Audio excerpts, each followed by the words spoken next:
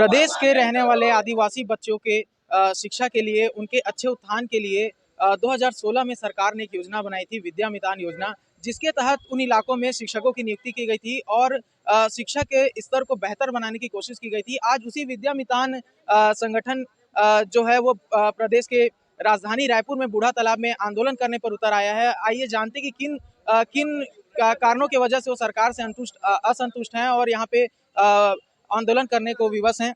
इसी सिलसिले में मैं आपको मिलवाता हूँ धर्मेंद्र दास वैष्णव जी से, जो संरक्षक है संगठन के। सर, कैसे हैं आप और किन मांगों को लेकर के यहाँ पहुंचे हुए हैं आप? नियमितीकरण का वादा ना पूरा हुआ है ना आधा। कांग्रेस का सरकार जैसे ही बना तब से हमको नियमितीकरण का वादा और जन घोषणा पत्र में लिखे थे, तब से अनुशासन के ऊपर अनुशासन दे रहे हैं, परंतु आज तक वादा पूरा नहीं हुआ है। जैसे ही सरकार बना हमारे लोगों को वंचित किया गया, प्रभावित किया गया, जिसका बहाली आज तक नहीं हुआ है। नियमितीकरण का वादा हुआ है, परंतु आज 4 साल बीत गया सरकार का, अभी तक कुछ नहीं हुआ है। अंतिम बजट आने वाला है। हमको मंत्रालय में पता चल रहा है कि 2 अंक बोनस देकर के आप लोगों को सल्टा दिया जाएगा, परंतु वादा हुआ है नियमितीकरण का। तो सरकार से हम निवेदन कर रहे हैं, प्रार्थना कर रहे हैं, जो वादा आपने कहा है लिखित में दिया है, उसी वादा को पूरा कर दीजिए। हम लोग अन्यथा कोई भी प्रकार का चीज नहीं मांग रहे हैं। हम अभी भी निवेदन कर रहे हैं, प्रार्थना कर रहे हैं। सर, भूपेश है तो भरोसा है, जनता बोल रही है, हमको भी भरोसा है, भूपेश है तो भरोसा है, परंतु जब तक हमारा काम नहीं होगा तो भरोसा नहीं हो पाएगा। अतः आपसे निवेदन है, प्रार्थना है, छत्तीसगढ़िया सरकार होने के नाते छत्तीसगढ़िया लोगों का भला कीजिए। सर, 4 सालों में जो सरकार आपकी मांग को नहीं मांगी, आपको ऐसा क्यों लगता है कि अभी आप आंदोलन करेंगे और 1 साल के कार्यकाल में आपका मान लेगी? अंतिम बजट जो है, सरकार चिर निद्रा में सोई है। पूरी हम लोग जान रहे हैं, 4 साल हो गया चिर निद्रा में सोई है। हम लोग उनको जगाने के लिए आए हैं कि ये 4 वर्ष का अंतिम बजट आपका आने वाला है। आपने बिल्कुल ही छत्तीसगढ़ का उपकार किए होंगे, परंतु यदि हम लोग यहाँ मैदान में बैठने के लिए विवश हैं तो कोई ना कोई तो कारण है जिसके लिए हम लोग बैठे हैं। यदि ये मांग भी पूरा हो गया तो सरकार चिरंजीवी समय तक के लिए सरकार बनेगी और हम लोग उनका सहयोग प्रदान करेंगे और उनको भी हमारे ऊपर आशा रहना चाहिए और हमको भी आशा रहना चाहिए, उनको भी आशा रहना चाहिए और सरकार को मांग पूरा करना चाहिए। जो उन्होंने वादा किया है वो पूरा करना चाहिए।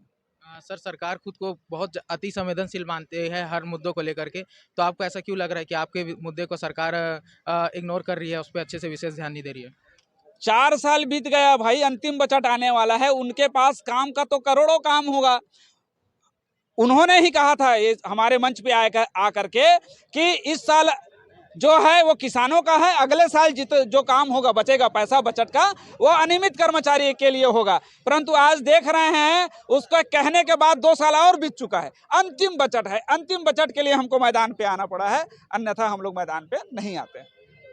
सर, कितने परिवार इससे प्रभावित होंगे, कितने आप लोग के कर्मचारी हैं? हमारे 2516 विद्या मितान है जिसके पूरे परिवार लोग जुड़े हुए हैं और हमारा जो आस है सरकार से लगा हुआ है। हम लोग भाई पेट में दर्द है इसलिए मैदान पे आए हैं, हमारे परिवार से समस्या जुड़ा हुआ है और इसलिए निवेदन कर रहे हैं, प्रार्थना कर रहे हैं। इतने बड़े सरकार का तो हम लोग कुछ बिगाड़ नहीं सकते, बस निवेदन और प्रार्थना के लिए ही मैदान पे आए हुए हैं जी। सर, तो कितना वेतन मिलता है आप लोगों को और क्यों आप लोगों को नियुक्ति नहीं कर रहा है सरकार? नियमितीकरण का कोई भी प्रकार का टेंशन नहीं है।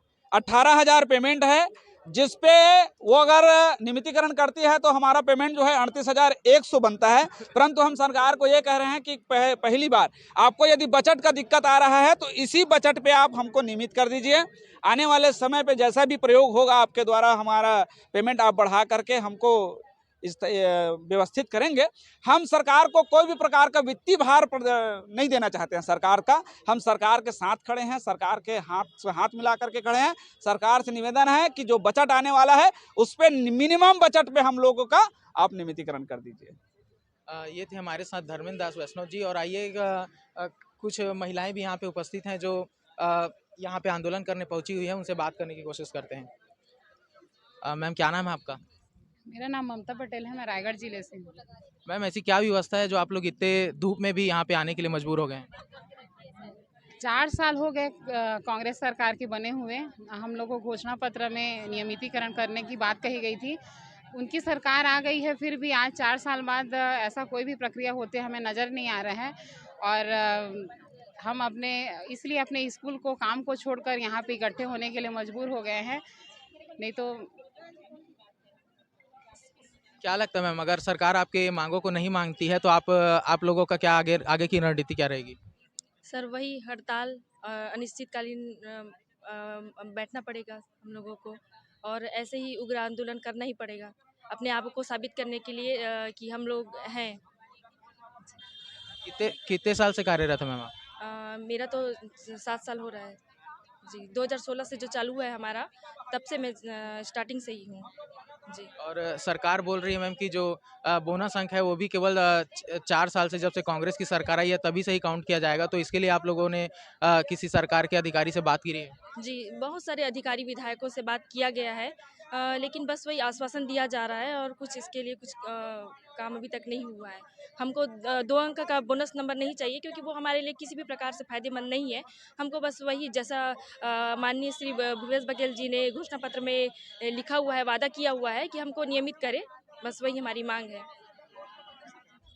आइए यहाँ जुड़े और कुछ लोगों से बात करने की कोशिश करते हैं कि कितनी परेशानी उठा रहे हैं, कहाँ से आए हैं और कैसे मुद्दे हैं उनके, कितनी परेशानियाँ उनको हो रही है। सर क्या नाम है आपका? रविंद्र कुमार साहू। कहाँ से हैं सर? सुकमा जिले से आए हूँ सर। सर इतना धूप में आप लोग आए हो, इतना परेशानी झेल रहे हो, सरकार से क्या कुछ उम्मीद रखते हो आप? देखिए सर, 4 साल बीत गए हैं भूपेश की सरकार को, जो कि अभी तक अपने वादों को पूरा नहीं किया है। जो कि हमारी मांग है कि नियमितीकरण का मांग है, जो कि उसको पूरा करना चाहिए, और नहीं करेंगे तो हम आंदोलन की आगे की कार्रवाई चालू रखेंगे। क्यों आप लोग को नियमितीकरण नहीं कर रहे भैया सरकार? अब सरकार जो है नियमितीकरण नहीं कर रही है, उसका जो कारण है वो तो हमको पता नहीं है, बट हमको हमारी जो मांग है वो नियमितीकरण का है और उसको पूरा करना पड़ेगा। भैया आप मन कहाँ से आए हो? सुकमा जिलाध्यक्ष हूँ मैं। क्या नाम है सर आपका? सुकमा जिलाध्यक्ष राजू निषाद। कब से जुड़े हुए हैं सर काम से? हम लोग 2016 से यहाँ विद्या मैदान में हम लोग काम कर रहे हैं, नौकरी कर रहे हैं। बीजेपी शासन में विद्या मैदान के नाम से हमारी भर्ती हुई थी। 2018 में हमने 28 दिन का हड़ताल किया, जिसमें कांग्रेस जो अभी वर्तमान में सरकार है भूपेश बघेल की, उन्होंने हमारे 28 दिन के हड़ताल में हमको जूस पिलाकर हमारे हड़ताल को तोड़वाया था। और उन्होंने कहा था हमारी सरकार जैसे ही बनती हम 10 दिनों में आपको नियमित करेंगे। उसके बाद सरकार, कांग्रेस सरकार आते ही 10 दिन क्या 4 साल बीत गए हैं, केवल आश्वासन पे आश्वासन मिलते जा रहा है। कांग्रेस सरकार के शासनकाल में उन्होंने 65 दिन का हड़ताल किया, जिसमें उन्होंने हमको टेबल टॉक के लिए बुलाया, और उस टेबल टॉक के माध्यम से उन्होंने सीएम साहब ने ये कहा कि आपको कुछ दिन रुकिए, साल भर रुकिए, आपको हम नियमित करते हैं। आज 4 साल बीत गया, लेकिन सीएम साहब के द्वारा केवल आश्वासन मिलता जा रहा है, और उसके अलावा कुछ भी प्रतिक्रिया उनके द्वारा और नहीं आई है। इसलिए हम लोगों ने मजबूर होकर हमने एक दिन का हम हड़ताल कर रहे हैं, क्योंकि शासन ने यहाँ भी हमको तोड़ने की कोशिश की है। अनिश्चितकालीन का हम हड़ताल का परमिशन मांग रहे हैं, लेकिन नहीं मिल रहा है, केवल 1 दिन का परमिशन मिल रहा है। इसलिए हमने एक दिन का हड़ताल करके हम विरोध जता रहे हैं, ताकि हमको नियमित कर दे सरकार से। मेरा और मेरे संघ का यही मांग है कि आपने जो घोषणा पत्र में वादा किया था हमको नियमित करने का, आप अपने वादे को पूरा करिए, उससे ज़्यादा हमको कुछ नहीं चाहिए। और मैं बस इतना ही करना चाहता हूँ। सर जैसे आगे आप लोगों की मांग को सरकार नहीं सुना तो क्या रणनीति है आप लोगों का? आगे अगर सरकार हमारी मांग को नहीं सुनती है तो हम इसके बाद करो या मरो उग्र आंदोलन करेंगे। सीधा हम भूख हड़ताल में बैठेंगे। ये तो यहाँ तो हमारी लाश जाएगी, या तो हमको नियमितीकरण मिलेगा। ये हमारा रणनीति है, करो या मरो। 2 मिनट रुकना। ये भी उन लोग साथ है क्या? डायरेक्ट बात करूं? कुछ लोग हैं जो यहाँ पे अभी भी बड़ी संख्या में लोग आ रहे हैं, और आप देख सकते हैं कि ऑटो से बहुत से शिक्षक आ रहे हैं जो अपनी मांगों को लेकर के यहाँ पहुँचे हैं। मैं उनसे बात करता हूँ।